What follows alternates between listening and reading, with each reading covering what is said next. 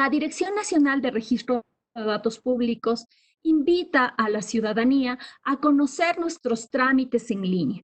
Y por eso, en esta noche, queremos proyectarles, y por favor, Cristian, me ayudas con la presentación, aquellos trámites que actualmente ya se encuentran disponibles en nuestro sitio web y que están siendo realizados en línea a través del portal gov.es que mantiene el Mintel y que permite precisamente que los ciudadanos puedan acceder a este tipo de servicios.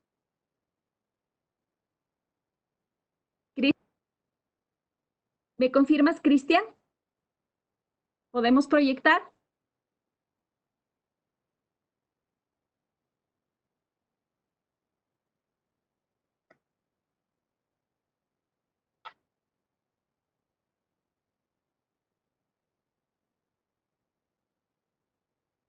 Si bien parece que hay algún tema técnico, entonces hasta que podamos proyectar esta información, les vamos a presentar a nuestros expositores. Nos acompaña en la noche de hoy grandes invitados, abogados expertos y especialistas nacionales e internacionales que aportarán con sus conocimientos y perspectivas dentro de este evento. Tenemos a Elizabeth Bouvier Villa de Uruguay. Ella es escribana pública, egresada de la Facultad de Derecho de la Universidad de la República Oriental de Uruguay, integrante de la Comisión de Derecho Informático y Tecnológico de la Asociación de Escribanos de Uruguay, corresponsal en Uruguay de la Red Iberoamericana El Derecho Informático.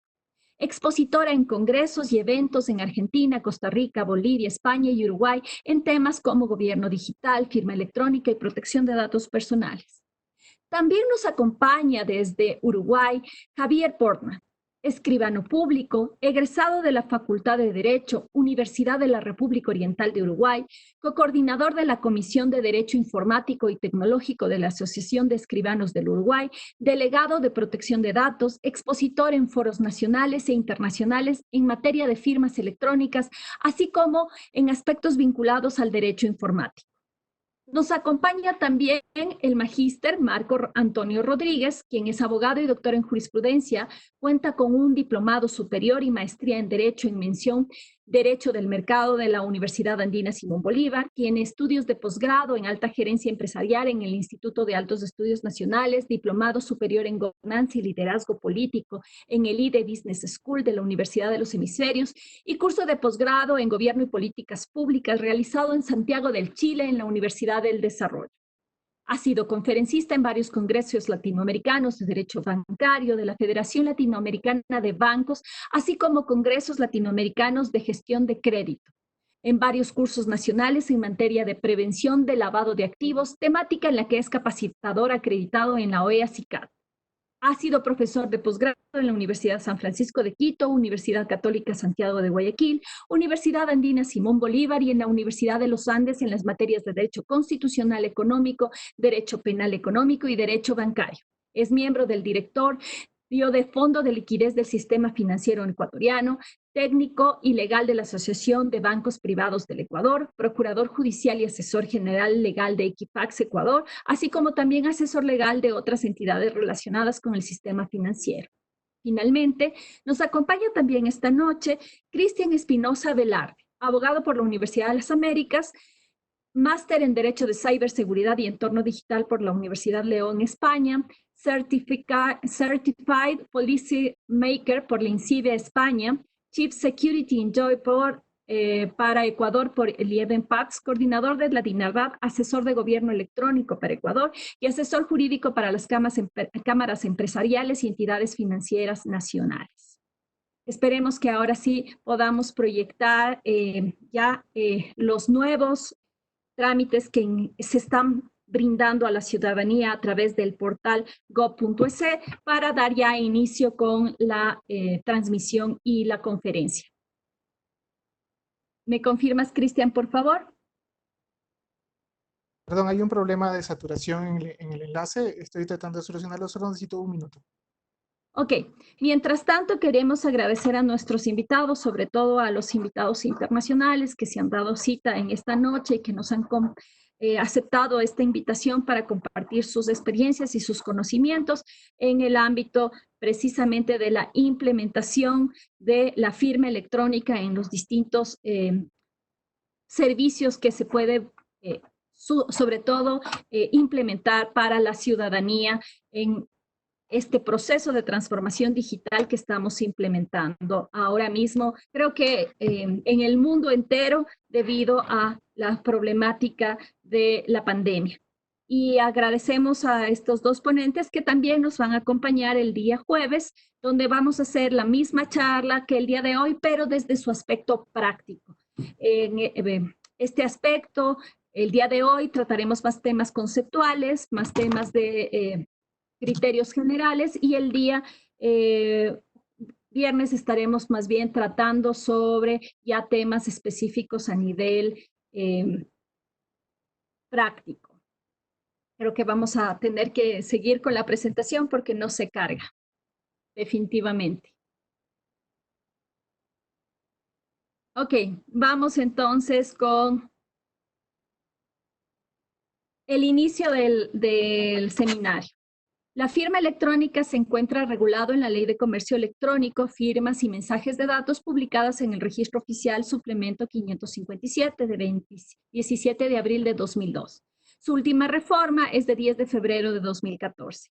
Las entidades autorizadas en el Ecuador por la Arcotel para brindar el servicio de firma electrónica son el Banco Central, el Registro Civil, Security Data, Seguridad en Datos y Firma Digital S.A., Consejo de la Judicatura, ANFAC, Autoridad de Certificación del Ecuador, y la firma electrónica emitida por cualquiera de las citadas entidades públicas y privadas autorizadas por la Arcotel certifica la vinculación de una firma electrónica con una persona determinada.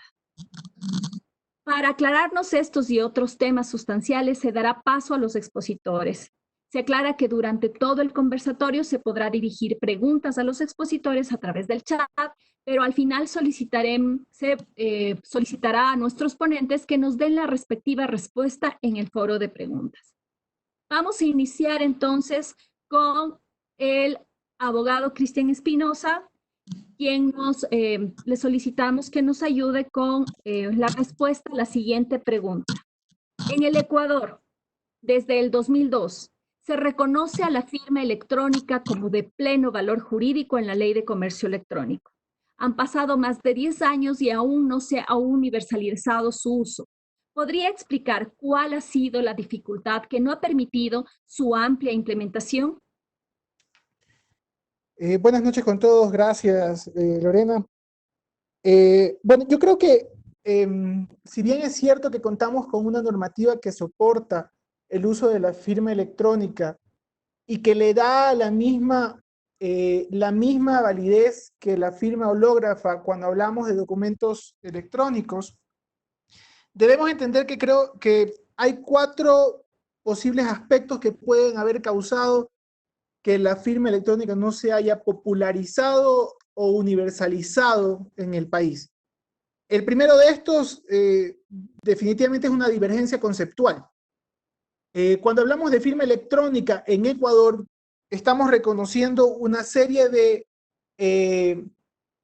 estamos reconociendo una clasificación específica de firma electrónica. Nosotros tenemos una firma electrónica avanzada certificada. Esto quiere decir que reconoce el certificado que se anexa a la misma firma electrónica para la validez de la misma y la validez de la identificación de la persona que está suscribiendo o utilizando esa firma. Pero hay conceptos diversos cuando hablamos de firma electrónica que se logran confundir. Podemos hablar de firma electrónica, podemos hablar de firma digital, podemos hablar de firma digitalizada, siendo esta última la mera imagen de una firma hológrafa anexada a un documento. Las otras dos tienen características particulares, pero hay que referirse exclusivamente a la que nuestra ley reconoce. Otro debe ser el analfabetismo. Es difícil el tema de la utilización de la firma, llevarlo a masificarlo en virtud de que existen limitaciones respecto del conocimiento de cómo utilizarla. No solo respecto de la firma, es verdad, hay que aceptar que hay cierto nivel de desconocimiento en el uso de tecnologías en general, no solo en Ecuador, sino a nivel mundial. Pero sí es muy marcado el hecho de que efectivamente el analfabetismo respecto de uso de tecnologías en general puede ser uno de los causantes para cual la firma no se haya universalizado. Otro de estos tiene que ver radicalmente con el costo.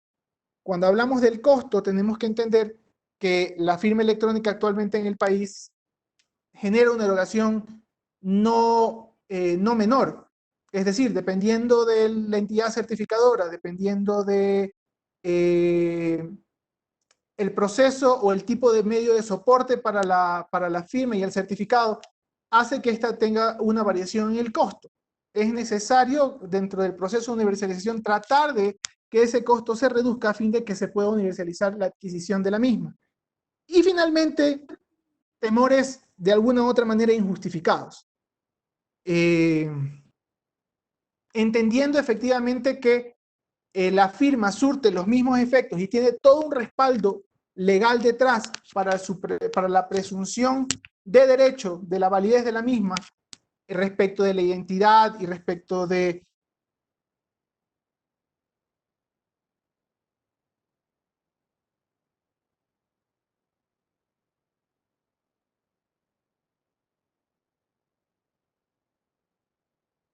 No lo escuchamos, Cristian, parece que se fue el sonido. perdón, estos cuatro factores que se conjugan dentro de la sociedad son los que pueden hacer o haber causado que hasta la fecha no hayamos universalizado el uso de la firma electrónica.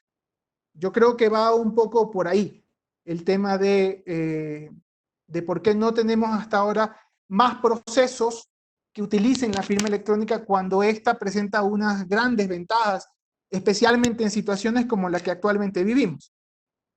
Gracias, Hasta ahí. Cristian. Muy gentil. Vamos con Marco Rodríguez. Desde el año 2002 hasta la actualidad, ¿en qué campos y ramas se ha aplicado la firma electrónica en el Ecuador? ¿Y por qué actualmente se ha visto la necesidad de ampliar su utilización? Por favor, Marco. Gracias, Lorena. Bueno, buenas noches con todos los expositores y con las personas que se han dado un tiempo para acompañarnos hoy. A ver, yo a los elementos que menciona Cristian, y antes de pasar a mencionar en qué sectores se ha desarrollado un poco la firma electrónica, quisiera agregar algo más, y es algo que tiene que ver con una tara, digámoslo así, una tara cultural, una tara legal, y es que pensamos o normalmente hemos sido formados para creer que la firma o solo la firma es la manera de expresar la voluntad y el consentimiento. Y creo que allí debemos volver a las bases del derecho. Lo importante dentro de un negocio o de una relación mercantil, contractual, económica, es la voluntad y el consentimiento, no la firma como tal. La firma es una manera de expresar por supuesto que sí, y es generalizado el entendimiento de que quien firma un documento está expresando de esa manera su voluntad y su consentimiento respecto del acto. Eso es evidente. Pero esto no quiere decir que si miramos el desarrollo de las tecnologías, no podemos encontrar otras maneras de establecer o de declarar nuestra voluntad y nuestro consentimiento. Y a eso me refiero cuando digo que existe esta tara de esperar o creer que la firma electrónica o la firma en general debe constar en todo negocio jurídico o en todo acto o en todo documento.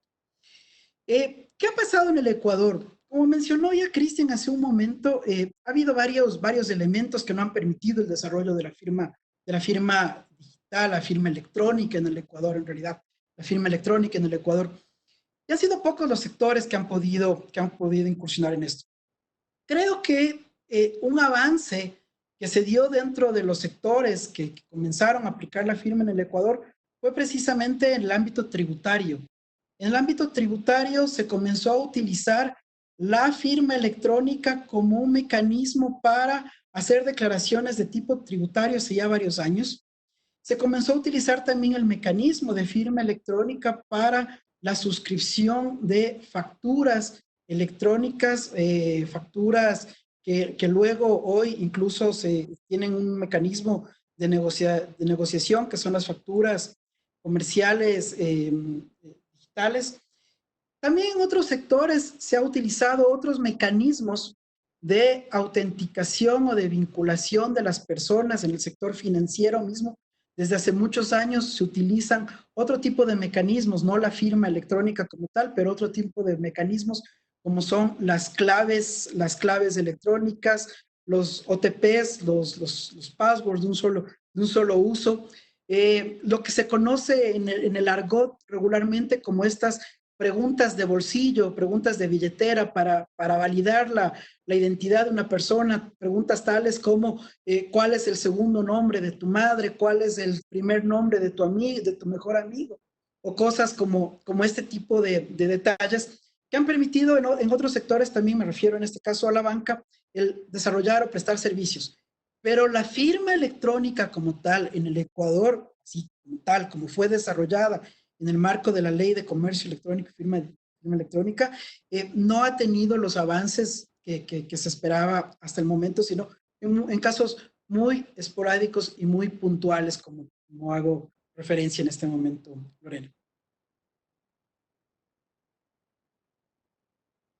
Muchísimas gracias, Marco. Efectivamente, vamos entonces ahora, después de haber entendido la problemática de la aplicación más que de la ausencia de normativa en el Ecuador, a tratar de comprender qué se entiende sobre documento electrónico, y para eso vamos a remontarnos a lo básico, ¿no? Elizabeth, por favor, ayúdanos. ¿Qué es un documento electrónico y cuándo usamos estos documentos electrónicos? Muy amable, gracias.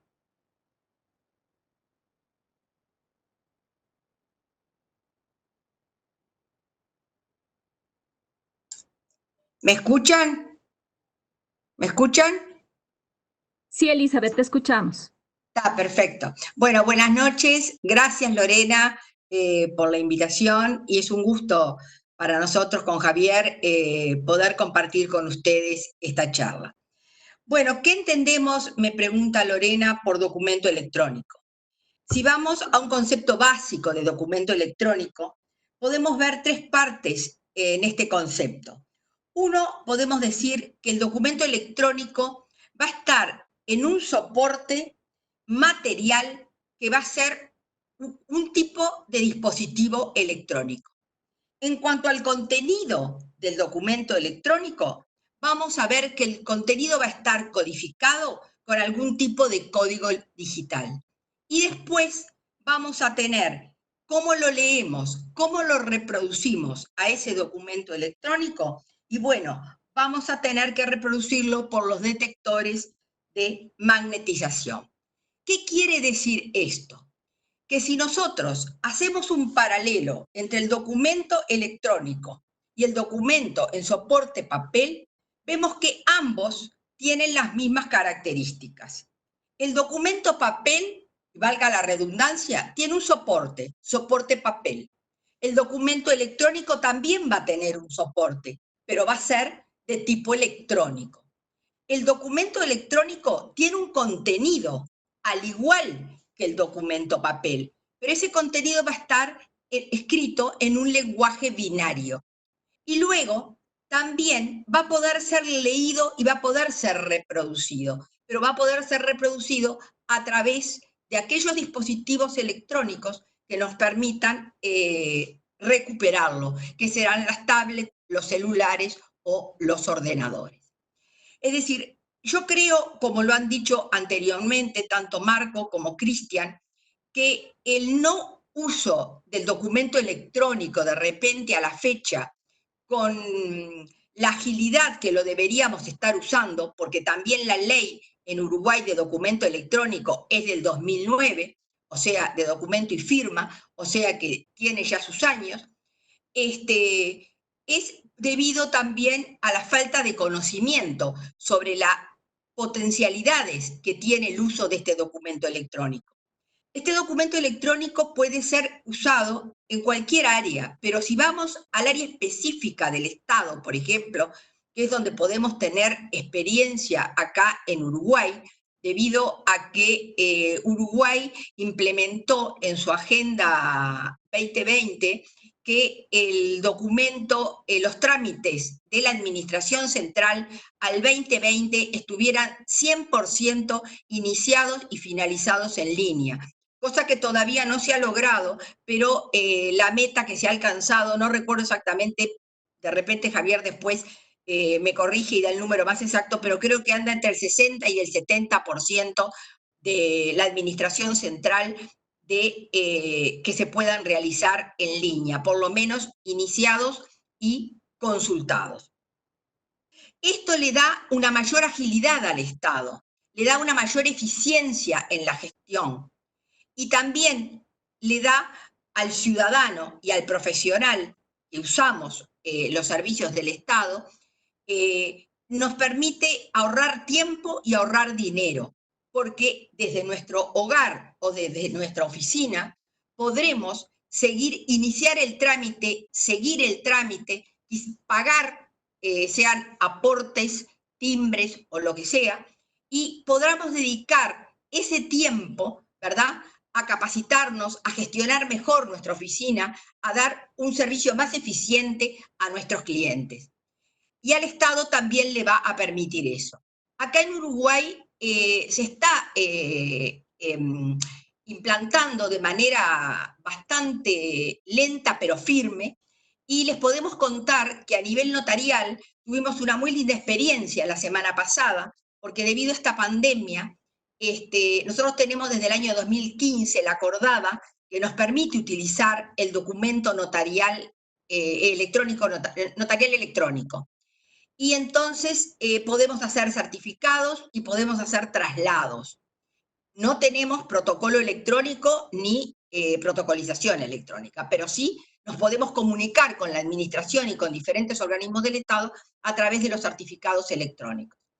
Esto se ha potenciado en estos tiempos de pandemia, donde es necesario utilizar estas herramientas, y tuvimos una charla la semana anterior, el jueves, y el viernes tuvimos la segunda parte de la charla desde el punto de vista práctico, y fue una gran alegría, tanto para Javier Worman, para Gabriel Ormaiztegui, que son los coordinadores de nuestra comisión, para todos los integrantes de la comisión, que los escribanos se habían salido de esa dormidera que tenían y ya estaban instalados queriendo comprar el lector del documento electrónico para poder firmar, en fin, muy interesados en el tema. O sea que vemos un gran movimiento acá en Uruguay y pensamos que esto va a seguir avanzando aún más después de la pandemia.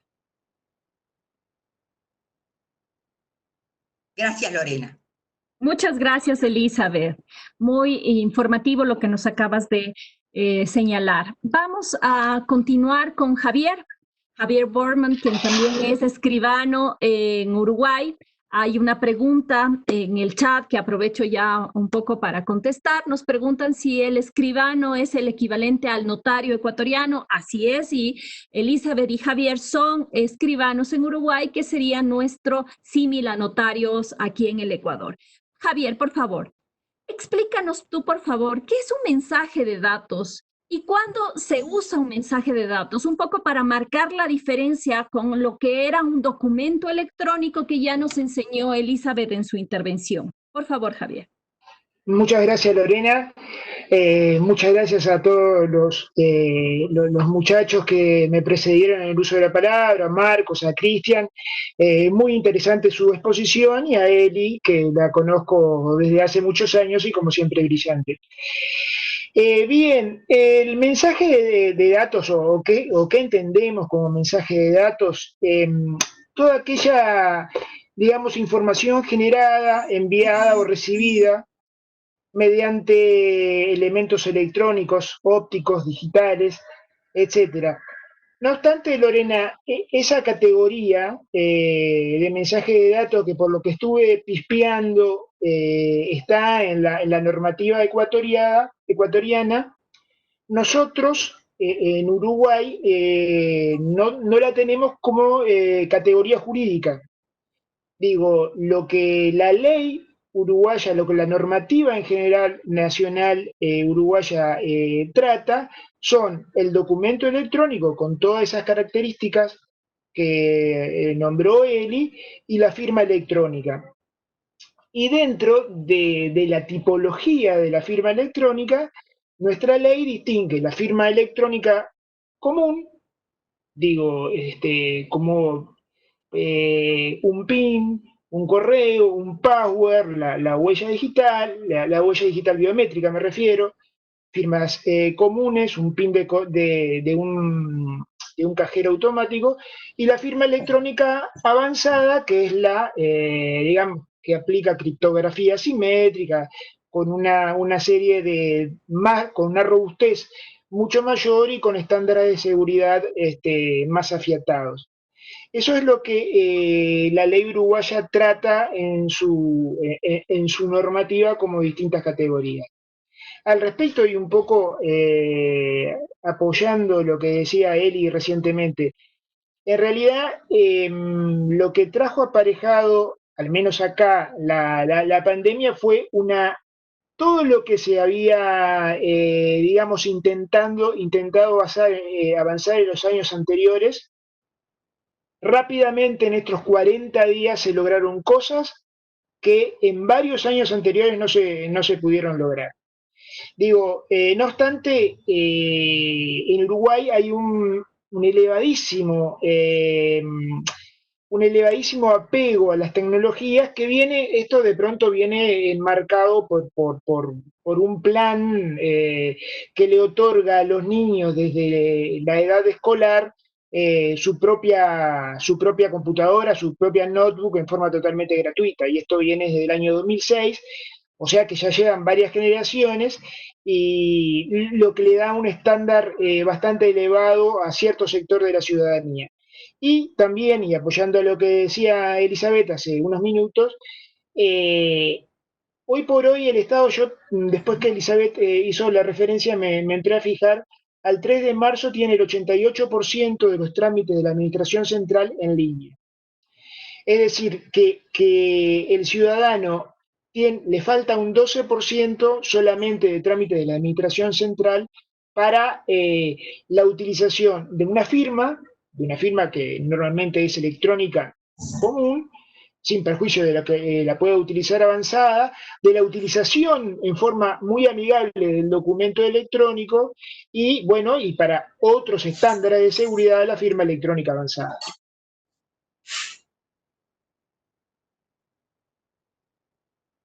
Muchas gracias, Javier. Ahora un poco ya adentrándonos en la temática, quisiéramos volver a preguntarte, Elizabeth, si ya sabemos lo que es un documento electrónico, ya sabemos esta categoría de mensaje de datos que Javier nos ha dicho que no existe en la legislación uruguaya, pero que sí la tenemos en el Ecuador. ¿Por qué es una firma electrónica y cuándo se usa una firma electrónica?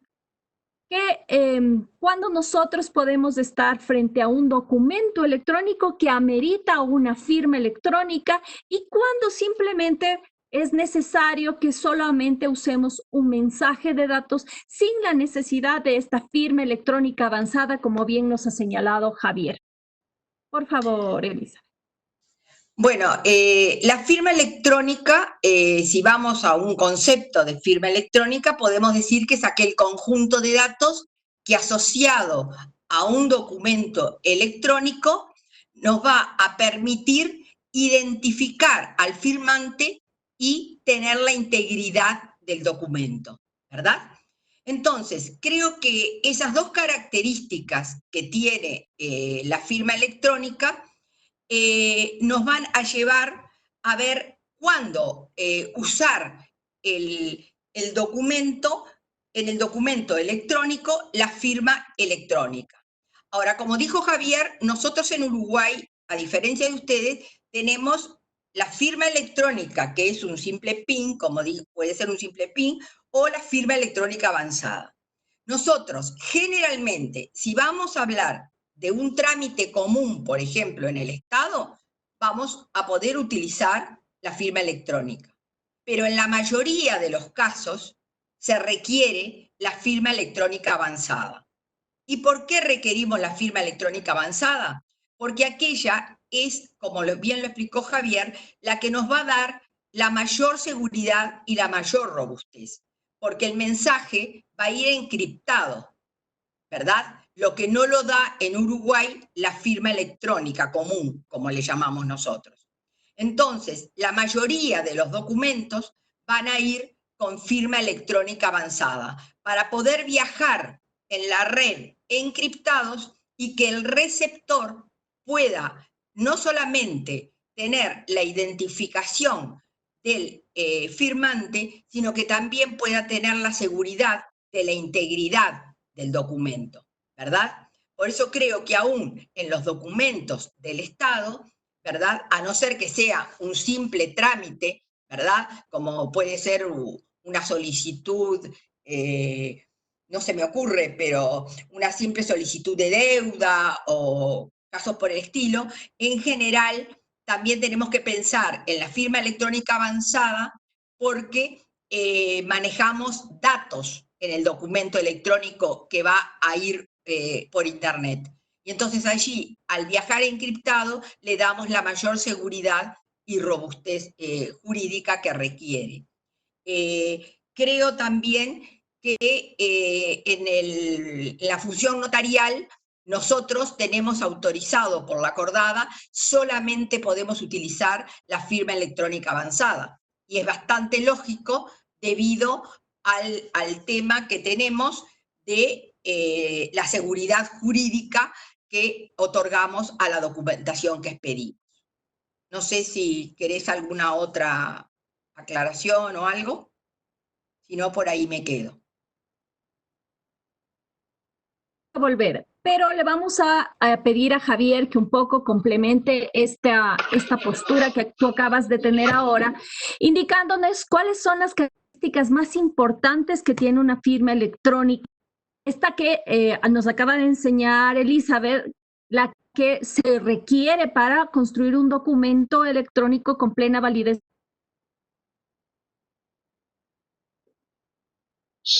Perdí tu voz, Lorena. Hola. Hola. Se fue escucha? Lorena. Ah. No, a ti sí, a Lorena no. Ah. Esperemos que vuelva Lorena entonces y seguimos.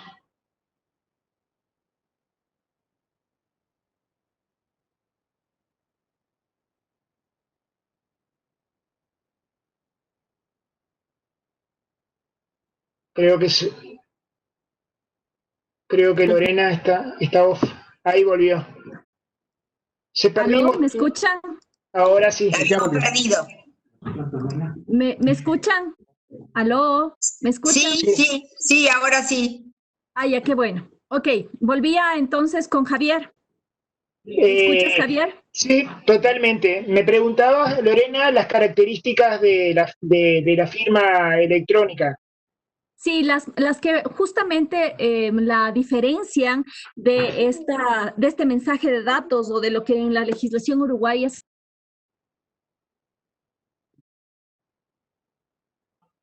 Se perdió de nuevo, ¿no? Sí. Sí, parece un problema de conexión. No sé, Cristian, si voy respondiendo o esperamos que retorne Lorena. Por Yo favor, podría ir conteste. avanzando. Sí. Ahí volvió Lorena. Justamente, avancen, por favor. A ver, creo que preguntabas, porque se te cortó justito, las características de la firma. Digo, básicamente entendemos que la integridad, la autenticidad y el no repudio, no sé si estarás de acuerdo conmigo, Elizabeth, son las características principales, digo, para no abundar en otras, pero son las principales de la firma electrónica avanzada y las consecuencias jurídicas que tiene en la atribución en esa atribución al emisor y al destinatario de la firma. Digo, qué quiero decir con esto?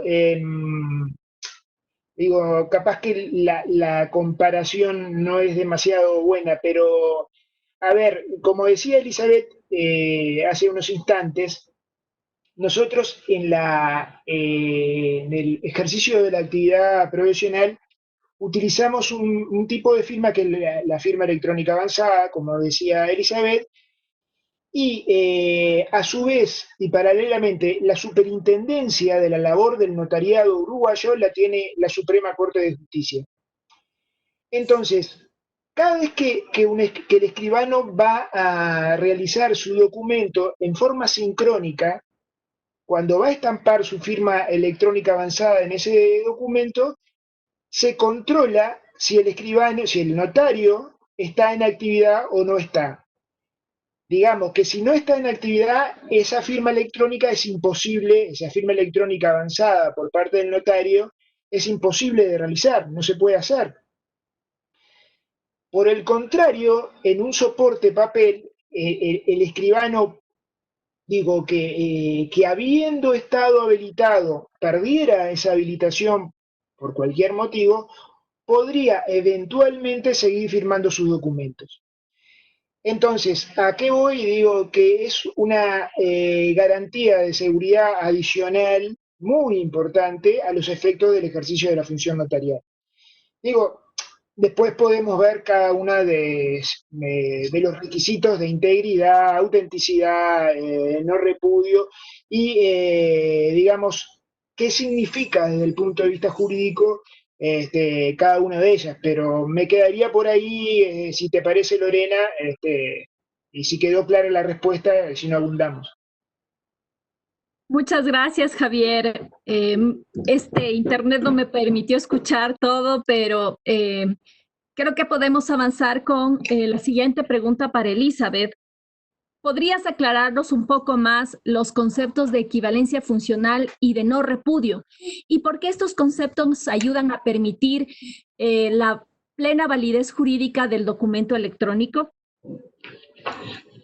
Sí, Lorena. Bueno, creo que el principio de equivalencia funcional en el derecho informático es uno de los principios pilares, diría yo, porque es aquellos que permiten al legislador apoyarse para dar esa validez jurídica equivalente, digamos, entre el soporte papel y el soporte electrónico.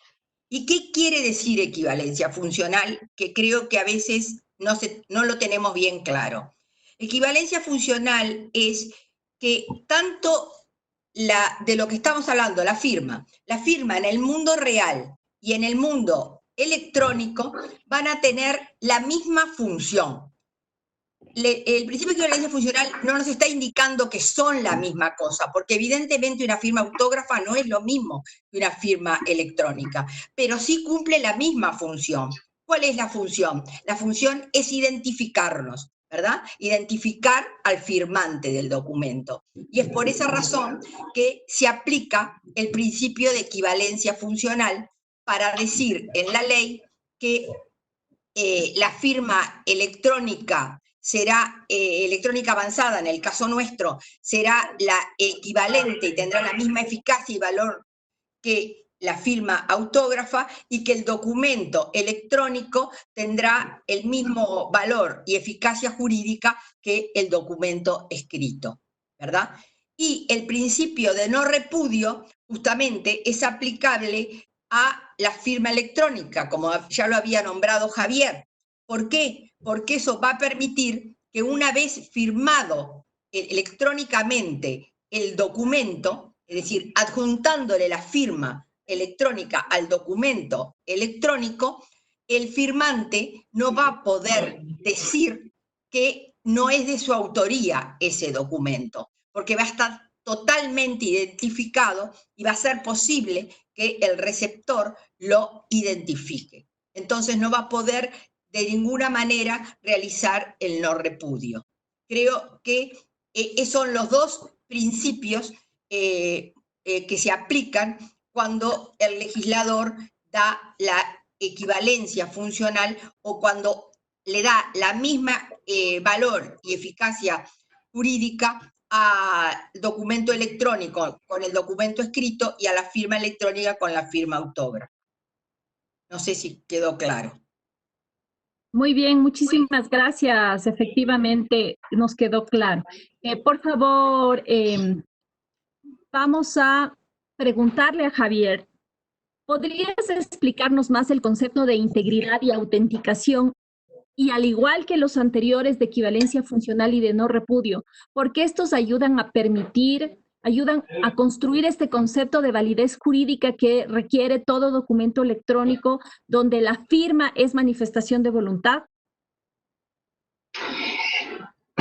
Exactamente, Lorena. Como decía, como acaba de decir Elizabeth, los dos principios que mencionó junto con estos dos de integridad y más que autenticación, yo diría de autenticidad, son sobre los que se erige los pilares, los mayores pilares de la firma electrónica y sobre todo de la firma electrónica avanzada. Porque la integridad no es otra cosa que la certeza que el mensaje no ha sido adulterado, no ha sido cambiado, no ha sufrido variaciones desde que salió hasta que llegó, por decirlo muy burdamente. Pero, a ver, es más que eso. Es la posibilidad que da el sistema de clave asimétrica de verificar, porque es probable que se haya intentado que el mensaje tenga intentos de cambiarlo, y probablemente, porque acá no hay seguridad absoluta, no hay la seguridad del 100% en nada de lo electrónico, eso lo tenemos que tener claro. En esto de la firma electrónica avanzada, el porcentaje es elevadísimo, pero nunca en ningún escenario electrónico podemos decir que tengamos la certeza absoluta de todo. Puede el mensaje sufrir algún tipo de alteración. Pero, ¿qué es lo que el sistema de doble clave o de clave asimétrica nos aporta? La posibilidad de verificarla y de tener el alerta que en caso de que el mensaje haya sido interceptado, de tener la alerta de esa verificación y decir, ojo, acá hubo una alteración del mensaje.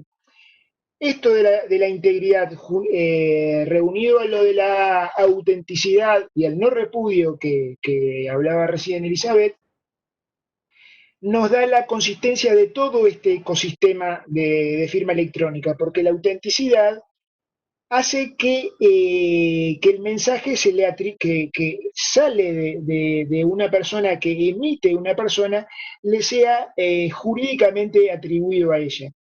Y después está el tema de negar esa autoría, genera una serie de circunstancias que de pronto exceden esta charla, pero cuyo soporte jurídico es mucho más, y volviendo a la robustez, robusto que en cualquiera de los otros escenarios. No sé si quedó respondida la pregunta, Lorena. Sí, muchas gracias, Javier.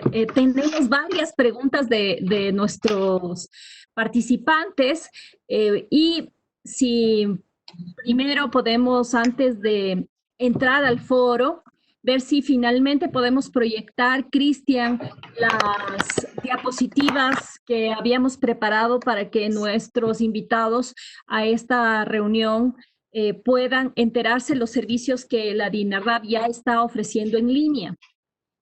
Vamos a informarles, por favor, regrese un poquito, un anterior, Cris.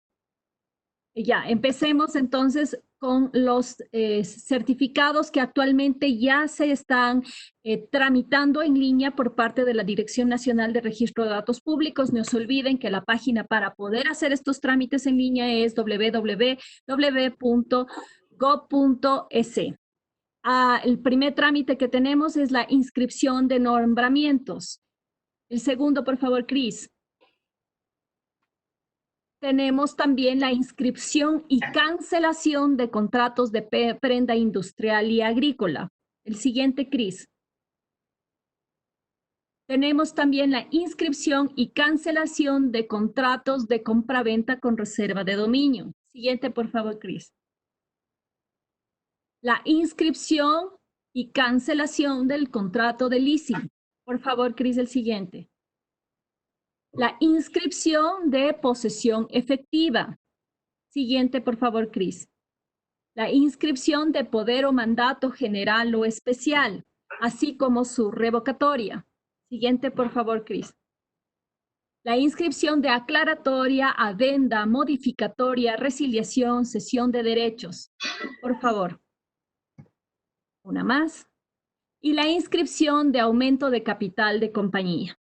Todo esto se puede ya hacer en los 14 registros mercantiles con los que nosotros tenemos nuestro servicio que brinda la DINARDAF. Asimismo, tenemos ya certificaciones como la certificación de gravamen de vehículos o bienes muebles, que también ahora se puede hacer en línea.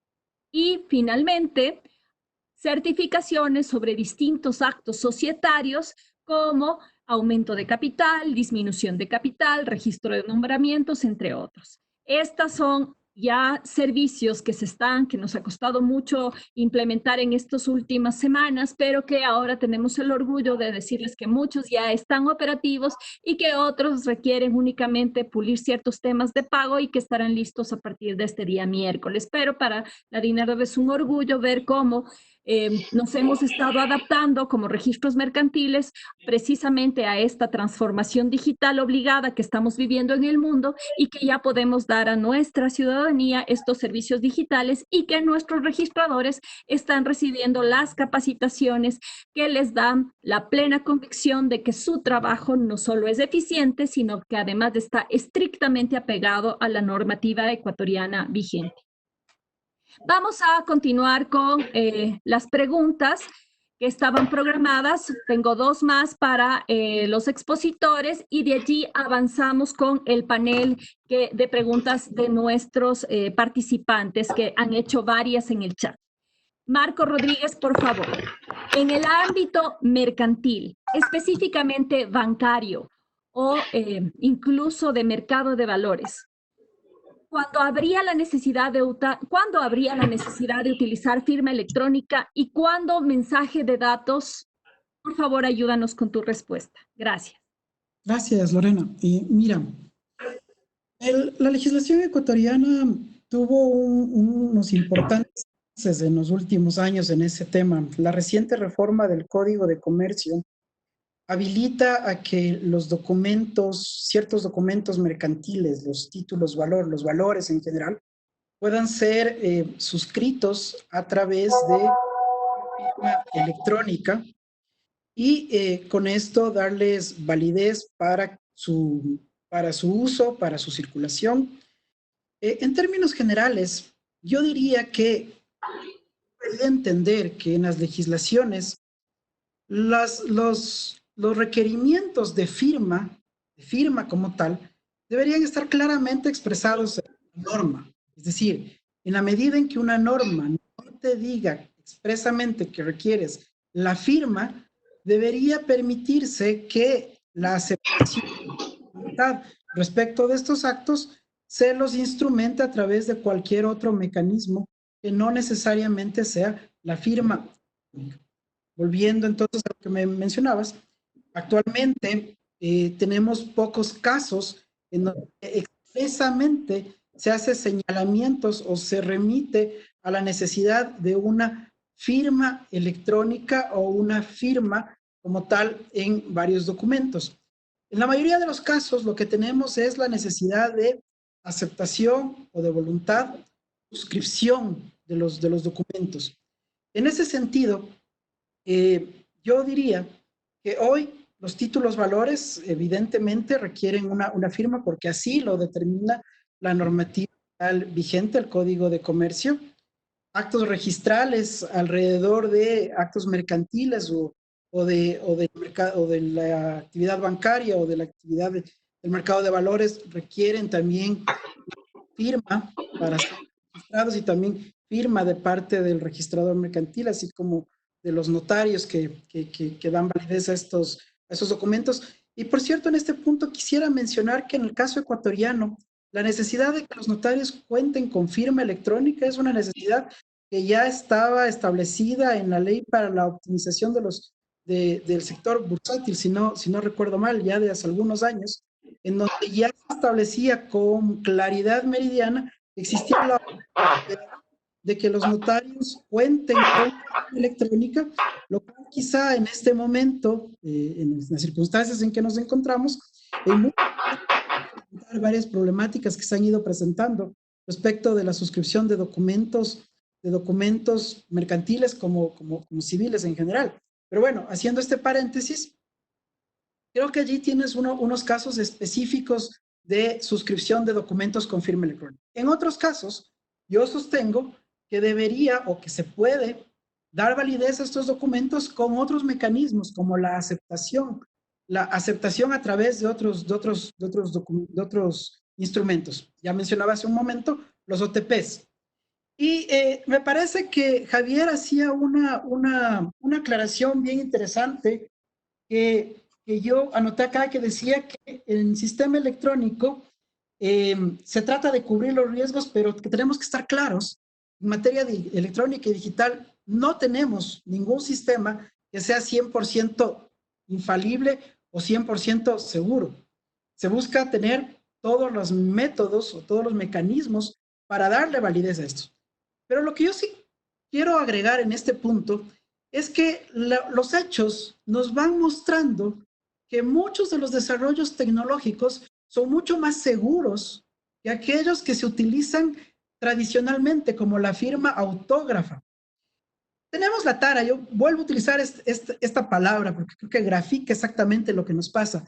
Tenemos la tara de creer que porque una persona suscribe un documento o pensamos que suscribió un documento y a ello le adjunta la fotocopia de su documento de identidad, ese documento sí es válido. Ese documento sí es 100% real. Cuando en realidad los mecanismos digitales, los mecanismos electrónicos, hoy por hoy, nos dan mucha más certeza respecto de la validez del consentimiento o de la voluntad de quien expresó este documento. Y vuelvo a los mecanismos más usuales y más típicos que todos ya hemos utilizado. Cuando nosotros compramos una canción del portal de Apple o cuando nos suscribimos a Spotify, ¿qué es lo que hacemos? Hacemos un check. Autorizamos con este check que se nos carguen los valores, aceptamos las condiciones del uso de la plataforma, aceptamos o realizamos una transacción mercantil con un simple check y nunca cuestionamos que hayamos hecho esta actividad. Sin embargo, cuando trasladamos este acto de nuestra vida diaria a otro tipo de actos, como por ejemplo suscribir un contrato electrónico, entonces nos ponemos aprensivos. Entonces decimos, sí, ¿será que sí se puede? ¿Será que esto es válido? ¿Será que va a cumplir la otra parte? Pero cuando damos el check en la plataforma de Apple, no dudamos que vamos a poder bajar la música, que vamos a tener que hacer un pago. No dudamos. Pero cuando miramos esto sí. Entonces vuelvo al inicio. Mucho en nuestra tradición jurídica se ha mezclado el real entendido de lo que es la voluntad y el consentimiento con la firma. Y tenemos la tara de creer que para todo se necesita una firma, cuando en realidad para vincular en un servicio, pensando en el servicio bancario, lo que necesitamos es identificar a la persona. No más. Eso es lo necesario. Cuando vamos a darle un servicio adicional a la cual ya le hemos identificado, debemos autentificar su actividad.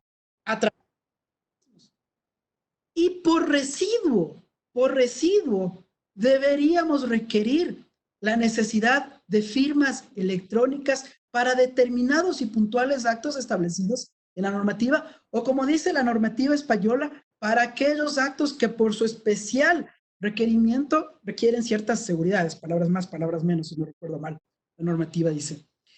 Entonces, creo que allí hay mucho que trabajar todavía, Lorena, hay mucho que trabajar en realidad en qué se necesita firma electrónica y en qué no se necesita firma electrónica. Y creo que la legislación en realidad no es el mejor parámetro de para qué se necesita la firma electrónica y para qué no. Por supuesto, la legislación nos dice actualmente para qué, pero me refiero, es el mejor parámetro porque regularmente siempre la legislación va detrás de la práctica mercantil. Por eso quizá una de las pocas áreas del derecho en donde la costumbre fuente clara de derecho es el derecho mercantil, ¿no? Porque se va haciendo y luego la legislación recién va regulando. Entonces, yo quiero dejar solamente señalado eso, Lorena, hasta allí. Muy valioso lo que nos acabas de plantear, Marco, y vamos a ir con ya la última pregunta de esta primera parte de la conferencia, que son las preguntas dirigidas, y vamos ya con el foro, con todas las preguntas que tenemos en el chat. La última pregunta es para Cristian. Cristian, ayúdanos, por favor. ¿Podrías darnos un ejemplo en la realidad ecuatoriana de cuándo se debe usar una firma electrónica y cuándo no hace falta y simplemente debe utilizarse un mensaje de datos o una autenticación simple con enfoque en el sistema registral? La norma en materia de firma electrónica reconoce el instrumento público electrónico.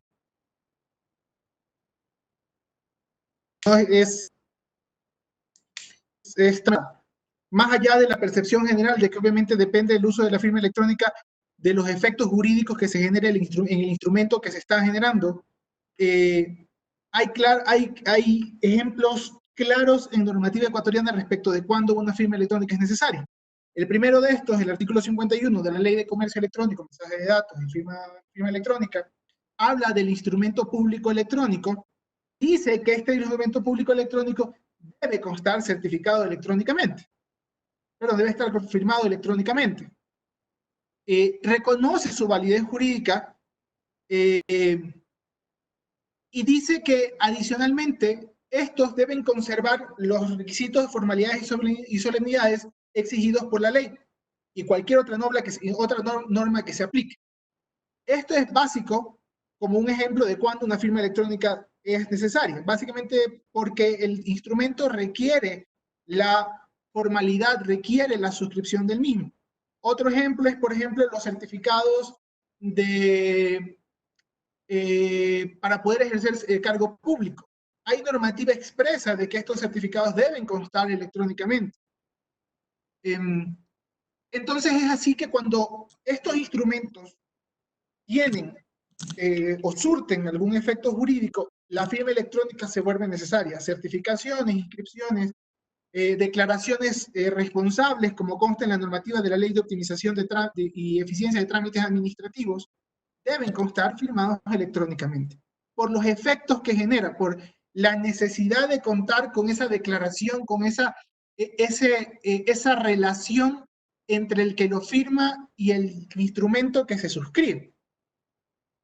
Hay muchos casos, como nos mencionó Marco, respecto de cuándo no son necesarias firmas electrónicas, por ejemplo, solicitudes simples dentro de los procesos que se hacen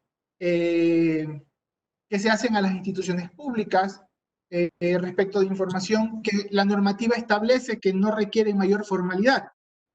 Pero lo más claro aquí es identificar cuándo se requiere o no se requiere este elemento de la firma electrónica, que es la vinculación entre la persona que lo suscribe, todos los beneficios que nos ofrece la firma electrónica de veracidad, de veracidad, por ejemplo, en la firma responsable, y así podemos encontrar una serie de ejemplos en materia registral. Muchas gracias, Cristian.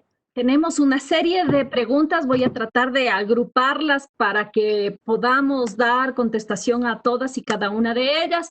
Además, algunas de las preguntas que ya son muy específicas de cómo se están atendiendo los trámites en línea a través de nuestras plataformas digital.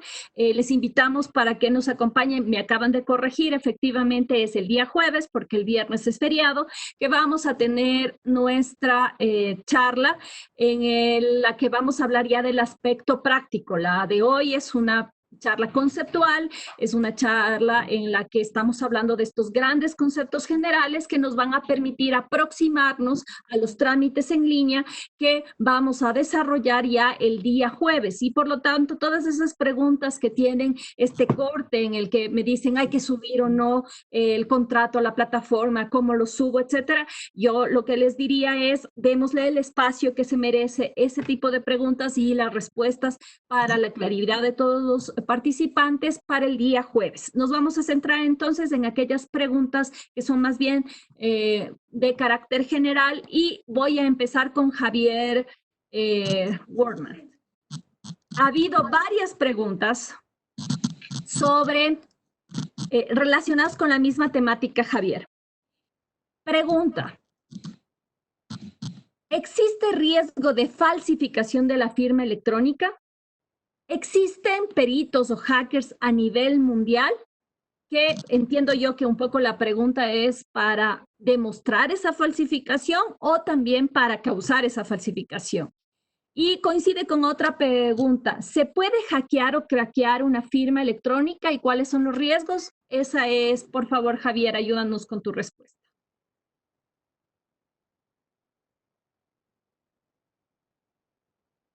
No se escucha, no se escucha. Tenía el micrófono muteado. ¿Ahora? Sí. ¿Se escucha? Sí. Hasta donde yo sé, no se ha podido hackear la firma electrónica avanzada. No se ha podido ni hackear ni craquear la firma electrónica avanzada. ¿Por qué? Porque tiene un periodo de vigencia bastante, es corto, es relativamente corto. En la mayoría de los escenarios y de los prestadores son 1 o 2 años. En nuestro país hay uno de los prestadores, que es el Ministerio del Interior, a través de la cédula de identidad electrónica, por la cual se intenta universalizar el uso de la firma electrónica entre toda la ciudadanía uruguaya, y esa firma electrónica, que también es avanzada, tiene una vigencia de 5 años. ¿Qué pasa? Los ataques que han intentado o que intentan hackearla o craquearla son generalmente ataques de fuerza bruta. Y esos ataques tendrían que tener una capacidad y una fuerza computacional tan grande que al menos hoy por hoy, que yo conozca, no se conoce, valga la redundancia, que hacen, no digo imposible por como lo decíamos antes, que en esto no hay, en esto de la electrónica no hay nada absolutamente imposible, pero sí hasta ahora no conocido que se haya podido craquear o hackear una firma electrónica avanzada. Al menos hasta donde yo conozco, capaz que lo hay y no lo conozco. Digo, es una firma sumamente robusta y que hace, en el periodo por el cual la firma está vigente, casi imposible hoy por hoy su hackeo. Gracias, Javier. Vamos con una pregunta para Elizabeth. Elizabeth, por favor. Nos preguntan nuestros participantes. ¿Cómo se prueba la firma electrónica en el marco de un proceso judicial en el Uruguay? No te voy a poner en el Ecuador porque aquí dicen el Ecuador y en Uruguay, pero como tú eres de Uruguay, solo en el Uruguay. ¿El juez debe atender un sistema de acreditación de la misma para que tenga valor en juicio? Bueno, la firma electrónica avanzada en Uruguay, por la ley 18.600, que es la ley de firma y documento electrónico, tiene la misma validez que la firma autógrafa. Pero para tener esa validez tiene que tener determinadas características. Y entre la característica principal es que tiene que ser expedida por un prestador de certificación electrónico debidamente acreditado. En Uruguay tenemos 3 prestadores.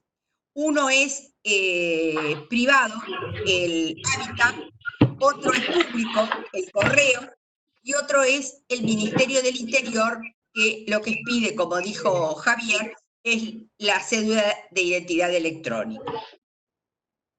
En realidad, esta firma tiene plena prueba, porque está asimilada a la firma autógrafa. Y solamente pienso yo que está un poco enlazada, si Javier coincide, con la pregunta que le hicieron a Javier. Solamente que el juez tuviera duda, porque esta firma va a estar agregada a un documento electrónico, ¿verdad? Que también va a tener plena validez jurídica por tener la firma electrónica avanzada. Entonces, si ese documento hubiera sido adulterado, el juez, es decir, va a tener un llamado de atención por la firma, ¿verdad? Esa es lo que hoy explicaba Javier, la ventaja de la firma electrónica avanzada, que por sus características va a asegurar la integridad del documento. Entonces, no veo cuál es el escenario por el que el juez pudiera tener que pedir de repente un peritaje. No sé, Javier, si tú ves más claro el escenario.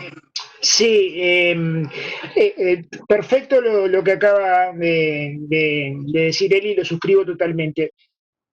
Un solo agregado, la firma electrónica avanzada tiene el mismo valor probatorio que, como decía Eli, la firma autógrafa puesta en un documento público. Es decir, tiene plena validez y eficacia jurídica. Y la única forma pongámonos en un escenario para conceptualizarlo mejor, un escenario de firma autógrafa. Una firma autógrafa puesta en un documento público con valor probatorio de documento público, la única forma, por decirlo también burdamente, de tirarla abajo es mediante tacha de falsedad, lo que en Uruguay sería la tacha de falsedad, lo que es bastante difícil, muy difícil de probar. Esto, aparte de tener las características jurídicas de firma puesta en un documento público, tiene las características tecnológicas que le da el documento, es decir, características jurídicas y características tecnológicas.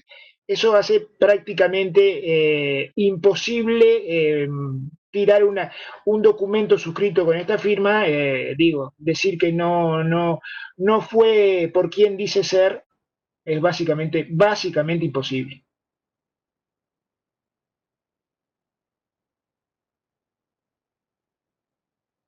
Muchísimas gracias, Javier. Vamos con una pregunta para Marco Rodríguez. Documentos, títulos, valores, como un pagaré firmado con firma electrónica certificada avanzada, puede ser considerada válida para ser vendidas en procesos de venta de carteras y puede ser endosada. ¿Es aceptado en nuestro país un documento firmado con una firma electrónica simple que es emitida por una entidad internacional junto a las evidencias tecnológicas respectivas como se lo hace en el sector de seguros? Interesante la pregunta porque en realidad es parte de la problemática que está viviendo en este mismo momento el sector bancario y el sector mercantil con los títulos valor. A ver, existió una importante reforma en el Código de Comercio respecto de la firma de la suscripción de estos documentos a través de firma electrónica en los términos que establece nuestra legislación. Es una firma electrónica avanzada, certificada.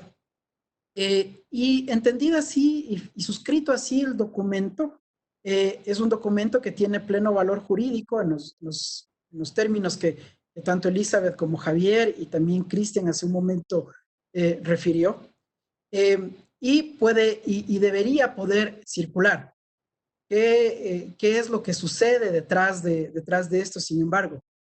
Creo que faltan muchas cosas aún por hacer respecto de cómo instrumentar la circulación de estos documentos electrónicos y suscritos así electrónicamente. Hay mecanismos en otros países que se ha utilizado para poder lograr la circulación de estos documentos como depósitos centralizados que nos permiten validar la cesión o endoso, la transmisión en general de documentos como estos. En el Ecuador todavía no tenemos estos avances que nos permita todavía desarrollar cómo va a funcionar estos mecanismos. Es algo que resta por caminar. Como digo, el Código de Comercio fue un interesante avance, pudo haber sido mejor, es un interesante avance, pero restan muchas otras cosas por hacer. En el caso de cuando estamos hablando de que si un título valor puede ser autenticado con otros mecanismos como los que se acaba de decir, que son en realidad mecanismos a través de los cuales se identifica o se autentica la personalidad o quien dice ser que suscribió este documento, parecería ser que nuestra legislación no da cabida a ese tipo de mecanismo, porque el mecanismo del que habla la ley nuestra para los títulos valores, para los valores específicamente, es la firma electrónica. Entonces, creo que allí hay un espacio de debate y hace algunas semanas, no recuerdo si contigo mismo lo conversé, Lorena, o me parece que sí fue contigo, que es uno de los temas que me luce a mí, que el Código de Comercio pudo haber sido un poco mejor, un poco más claro, o establecer mecanismos que hoy por hoy la tecnología sí nos permite para permitir su suscripción como su validación hacia más adelante. Hasta allí me quedaría, Lorena. Muchísimas gracias, Marco. Y vamos ahora con Cristian.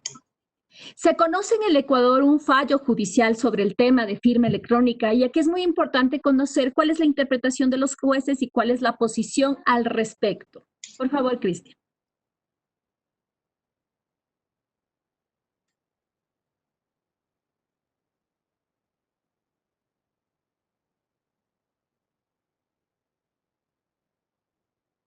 Cristian debe tener muteado el micrófono porque no se escucha.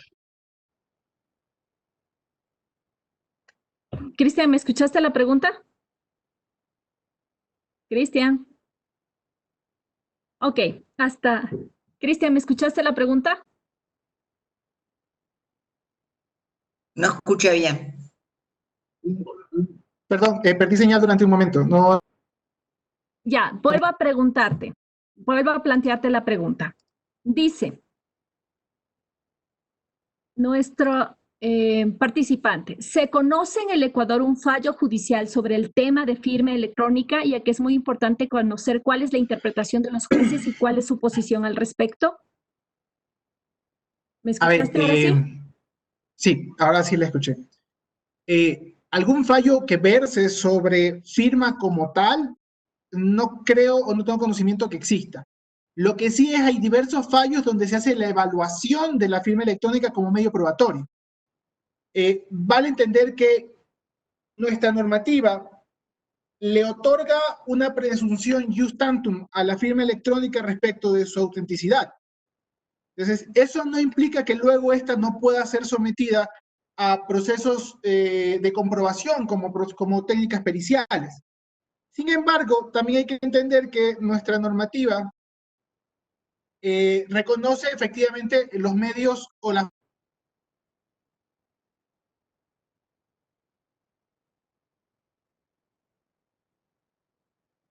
Creo que perdimos a Cristian.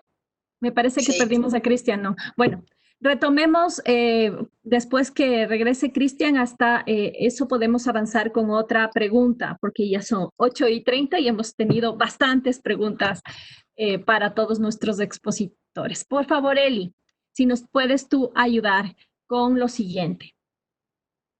¿Cómo se puede implementar firma electrónica en actos y contratos, por ejemplo, una testamento, una jurisdicción voluntaria, transferencias de dominio?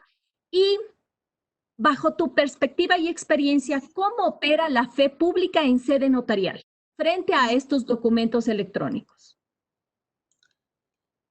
Bueno, en principio, como dije al principio, en Uruguay, la reforma de la acordada no refirió a ninguno de estos actos. Y para que estos actos pudieran estar autorizados en documento electrónico con firma electrónica avanzada, tendríamos que tener una reforma del Código Civil y una reforma de la acordada, dado que, como dijo Javier, nosotros tenemos la superintendencia de la Suprema Corte de Justicia. Todo eso hoy en Uruguay tiene preceptivamente la formalidad de la escritura pública, tanto la transferencia de bienes inmuebles como el testamento, por lo cual no lo veo todavía cercano en Uruguay que podamos utilizar un protocolo electrónico y firma electrónica avanzada en el protocolo. En cuanto a la fe pública, bueno, ahí están los principios fundamentales del derecho del notariado latino al cual pertenecemos, y uno de los pilares creo que es el principio de inmediatez, que es lo que más va a haber que profundizar y estudiar para poder realizar, si vamos a hablar de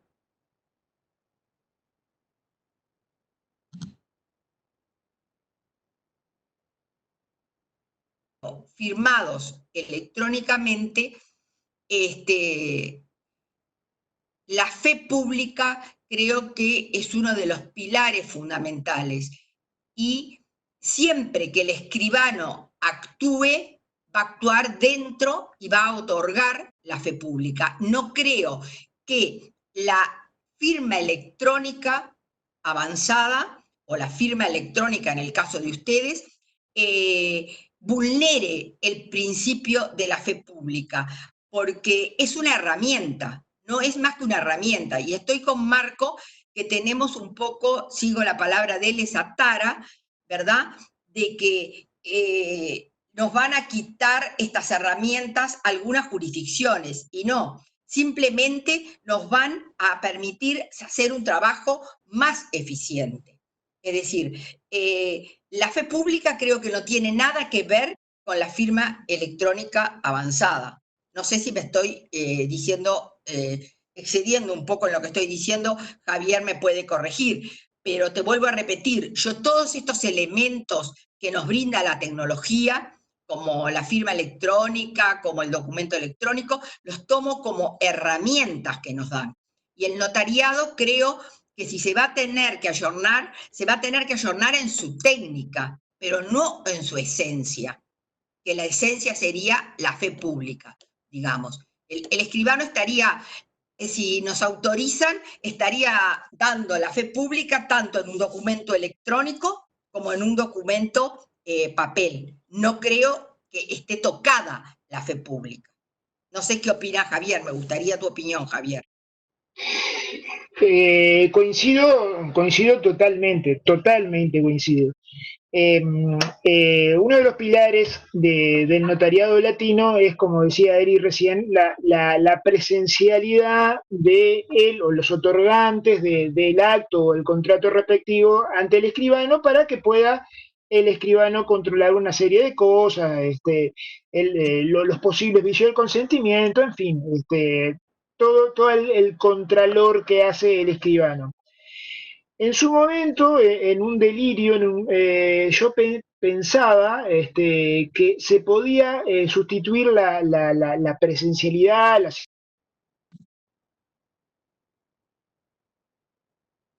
una vueltita para sustituir la presencialidad por sincronía. Luego me di cuenta que no, que es imposible, y que sí, que como bien dice Eli, estos simplemente son herramientas. Lo que sí, y lo hemos hablado muchas veces con Elizabeth, decimos que todas estas profesiones que son añosas, que tienen muchos años de acervo y totalmente apegadas a la papelización, como de pronto el resto de la sociedad, pero muy apegadas a la papelización, llevando el protocolo como a la primer novia y teniendo cuidado que no se le vaya a dejar una hojita porque, uy, ¿qué va a pasar? Digo, en ese sentido y en esa herramienta sí que tenemos que cambiar el chip sí tenemos que cambiar la cabeza, porque mucho me temo, todos somos testigos, digamos, se desarrolla con una velocidad de vértigo. Y siempre lo hemos hablado y lo vengo sosteniendo y creo que compartimos con Elizabeth, que cuando nos demos cuenta nos vamos a quedar sin seguridad jurídica porque va a ser sustituida por una buena seguridad tecnológica. Como decía Elizabeth hace un rato, ayornémonos, pongamos estas profesiones jurídicas, las profesiones jurídicas también, ni contador ni que hablar, en el siglo XXI, y hagamos que sean funcionales a la economía y a la sociedad que tanto la necesita. No sé si por ahí quedó más o menos englobada la respuesta, Lorena. Sí, muy bien. Es más, creo que contestaste unas dos que también estaban planteadas, así que avanzamos bastante bien. Cristian, nos quedamos a mitad de tu exposición, volvió tu conexión. Cuéntanos, ¿qué dice la jurisprudencia ecuatoriana? Lo siento muchísimo. Por más que tengo elementos de respaldo, backups, siempre hay algo que puede fallar y se pierde un poco el hilo, ¿no? Bueno, lo que mencionaba es que básicamente la jurisprudencia ecuatoriana, bueno, no hay un fallo específico que aborde a la firma electrónica como tal. Lo que sí se hacen son evaluaciones de esta como medios de prueba. Mencionaba que efectivamente se le otorga una presunción jus tantum de autenticidad. No quiere decir esto que no pueda ser sometida a mecanismos de comprobación como técnica pericial. Es así que, por ejemplo, si un documento posee una firma electrónica, aunque sea impugnado, se lo considera válido, salvo que del examen pericial realizado se determine que la misma no es segura o no es de fiar. Pero también tenemos que entender que hay ciertos conceptos no tan claros dentro de la normativa nacional. Por ejemplo, a mí particularmente de la normativa del Código de la Ley de Comercio Electrónico, me parece un poco absurdo, un poco inútil el tema que cuando tengas que someter como medio probatorio un documento firmado electrónicamente, debas adjuntar tanto el soporte informático como la transcripción en papel, lo cual va contra la naturaleza jurídica del medio electrónico. Entonces, entendiendo estas contraposiciones o estas ideas que se manejan de alguna manera un poco raras, sí toca de vez en cuando, de tanto en tanto, que en el proceso de evaluación entender que la prueba como tal, la firma, ya nos da cierta autenticidad. Y esto es lo que normalmente se evalúa dentro de los procesos donde se somete.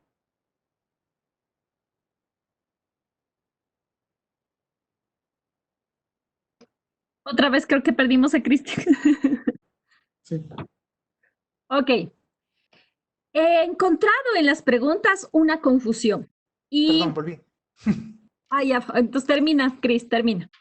No sé qué pasa con la conexión, realmente pido muchas disculpas. No sé qué puede estar pasando, pero más allá de eso, lo que quiero decir es que efectivamente no he encontrado yo un fallo judicial, una sentencia judicial que verse sobre la naturaleza de la firma, sobre la firma como tal, sino esta como elemento probatorio y el análisis que se hace al mismo como elemento probatorio. Más allá de eso, las evaluaciones que se hacen por parte de los jueces van hacia establecer si la misma es veraz, no es veraz, si es auténtica, no es auténtica, si es válida, no es válida, pero ya la ley nos da ciertas características al respecto. No voy a avanzar más porque me da miedo quedarme otra vez sin señal. Ya, Cristian. Muchas gracias. Voy de nuevo con la idea. He notado en las preguntas que hay una confusión. Y una confusión que se repite de distintas formas, ¿no? Pero que creo que se sintetiza en una pregunta corta que nos han hecho uno de los participantes. Cuando un documento suscrito con firma electrónica se imprime, ¿pierde su validez? Y desde el otro lado, ¿cuál sería el valor de la misma firma electrónica cuando el documento en el que se ha estampado la firma electrónica es materializado. Y para terminar este problema de sistemas mixtos que aparece aquí como pregunta, ¿no? Porque es la confusión que yo noto en toda esta serie de preguntas. Es indispensable que un documento electrónico, que para que se firme un documento electrónico, para que se ingrese dentro de un sistema electrónico, todo el documento sea electrónico o puede hacerse por fases. Un poco, cuéntenos, Javier y Elizabeth, estas confusiones que suelen existir entre la firma electrónica, el documento electrónico y la firma física, el documento físico. ¿Qué pasa si se imprime? ¿Qué pasa si es que yo materializo, desmaterializo? ¿Cómo es dentro ya de un flujo el mantener la validez jurídica de la firma? A ver si entiendo. El documento electrónico de todo su sustento jurídico y normativo le da valor y validez y eficacia en tanto y en cuanto ese documento se mantenga en el entorno electrónico. Nosotros, como estamos tan apegados, siempre te preguntan cuando damos las charlas, ¿y qué pasa si lo materializo en soporte papel? Y bueno, digo, si lo querés materializar en soporte papel, porque te querés guardar el papel debajo de la almohada, querés tener el papelito para tener, y bueno, es para tu seguridad y tu conciencia, para aplacar tu grado de estrés y tu conciencia, digamos, que tenés el papelito y que el papelito lo vas a tener por los siglos de los siglos, amén. Pero el documento, en cuanto y en tanto validez jurídica, vive y va a seguir existiendo en su entorno electrónico. Su valor probatorio, su validez jurídica, su eficacia como tal, todas las características de lo que hemos hablado durante toda esta noche, en tanto y en cuanto el documento se mantenga en ese escenario. Digo, después lo otro, bueno, digamos que para aquietar las aguas turbulentas de la tranquilidad. Gracias, Javier. Elizabeth, tal vez nos puedes contribuir con algo sobre este tema. Debes tener muteado el micrófono, Eli. Ahí, ¿me escuchan? Sí, ahora sí. Sí, poco más que agregar a lo que dijo Javier, pero es la pregunta de siempre y es la confusión que creo que tenemos. Pero tenemos que entender, cuando estamos en lo electrónico, y como lo dijimos con Javier, como lo dijo Marco, como lo dijo Cristian, la ley regula y le da un sustento jurídico suficiente al documento electrónico y a la firma electrónica como para que sea mantenida, y solamente va a tener esa validez que la ley le da mientras esté en su entorno electrónico, ¿verdad? Ya lo otro será lo que nosotros llamamos un falso expediente, digamos, como decía Javier, guardarlo por guardarlo, pero el lugar donde el documento electrónico vive con sus características jurídicas es en el medio electrónico. Y tengamos presente que hoy en día, como yo les decía, las herramientas las tenemos, y desde el punto de vista, si buscamos la seguridad, que los notarios tanto, eso es lo que nos hace tanto ruido cuando nos enfrentamos a estos temas de documento electrónico y firma electrónica, pensemos que tenemos la seguridad jurídica, por un lado, que tanto buscamos en la ley que lo sustenta y nos da el valor que le da al documento electrónico y a la firma, y por otro lado tenemos, como ya lo hemos hablado durante esta noche, la robustez tecnológica que tenemos en la herramienta de la firma electrónica. Entonces creo que con esos dos elementos ya tenemos todo lo que necesitamos para vivir en un mundo electrónico seguro, entre comillas, pero seguro. Y casi nos has contestado esta pregunta, Eli, que justamente hace alusión a ¿Qué pasa si existe o no la obligación de mantener un expediente administrativo físico? ¿Qué valor tiene un documento firmado electrónicamente incorporado a ese expediente? Si no entiendo mal, empezaron con un expediente físico y ahí agregaron un documento electrónico. Como en la mitad. ¿Es así la pregunta, Lorena? Sí, así mismo. Bueno, el tema volvemos a lo mismo. Si nosotros tenemos un expediente en papel y no lo digitalizamos, es decir, él seguirá en papel, pero el documento electrónico tiene que seguir siendo electrónico, porque en el momento que lo transformamos a papel, pierde toda su validez jurídica que le otorga la ley. Eso es lo que nos cuesta mucho entenderlo, pero es lo que vamos a tener que tratar de cambiarnos un poco ese chip que tenemos en el cerebro del papel. Lo que está en papel podrá seguir en papel, pero lo que está electrónico tiene que ser electrónico. Si no, pierde su validez jurídica. Nos lo dice la ley. ¿Está contestada la pregunta, Lorena?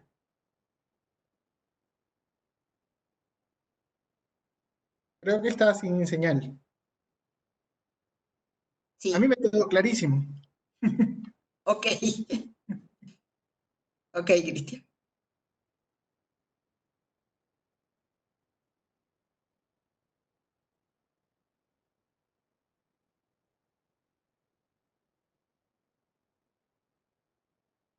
Ahí volvió Lorena, creo. Sí, ahí volvió. Creo que volvió Lorena.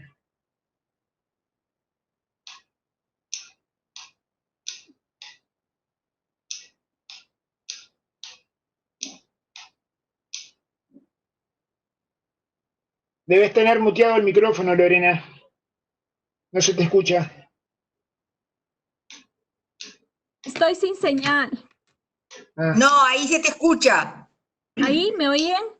Sí. Sí, te escucha. Ya, perfecto. Entonces les decía, siendo ya el 10 para las 9 y teniendo, ¿me oyen? Perfecto. Sí, perfecto. Correcto, sí.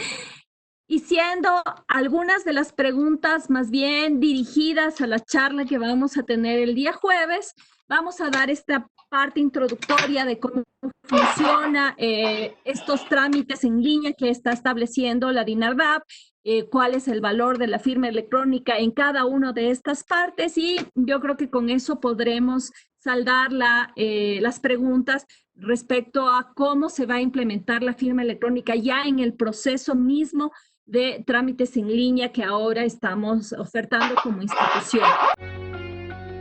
DINARDAP. Trabajamos por sus datos.